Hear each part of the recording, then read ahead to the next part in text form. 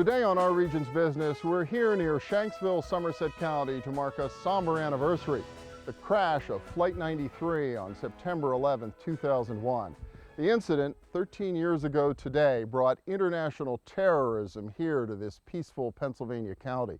The coordinated hijacking of 4 commercial jetliners resulted in the deaths of almost 3,000 innocent people in New York, Washington, D.C., and here in our region.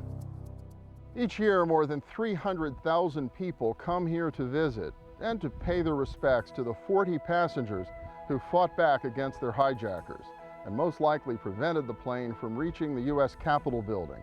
A National Memorial and Visitors Center is nearing completion. In nearby Somerset, we caught up with Jeff Reinbold of the National Park Service and Donna Glessner, who's been organizing volunteers here at the crash site since the fall of 2001. Where were you the day it happened? Well, I was at my home, which is about 3 miles from the crash site, and certainly felt the impact of the plane crashing. Even at that distance, the house shook, the windows rattled, and had children home with me. We went out onto the yard, and under that beautiful blue sky, it just didn't seem possible that something bad could be happening on a day like that, but could hear the sound of the siren calling our local volunteers to respond. And my first thought, like many people, was an accident. The plane had crashed by a terrible accident in the confusion of all the planes landing that day, never dreaming that terrorism could touch a place like Shanksville.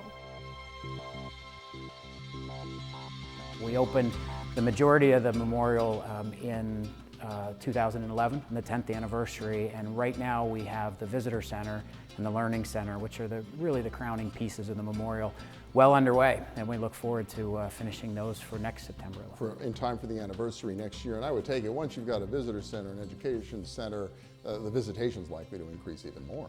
Yeah, we think so. Somewhere in the last couple of years, people have started to ask more questions too. Maybe memories have gotten a little fuzzier. People want to know about the investigation and the recovery and some of what was found here and what it means. And so the Visitor Center is really going to be the place where we'll have a chance to do that in a separate education facility, so that next generation of kids who already don't have firsthand experience, they're already coming to visit us. So we're excited to get both of these facilities open, and you're right, we expect the visitation will probably go up another 100 to 200,000 once those are completed in September of 15. What does it mean to you, to the other ambassadors, to be in a way custodians for these stories and for this important national monument? It's a huge responsibility. I feel every day that I have to be exactly on top of the facts. I don't want to ever tell anybody something that isn't verifiable and isn't appropriate to be shared. And that's been, I think, the motto of all the volunteers there, that we want to be worthy of that site. America went to war in response to the attacks on 9/11. Wars in Iraq and Afghanistan. The veterans who fought those wars are coming home, tens of thousands a year to Pennsylvania.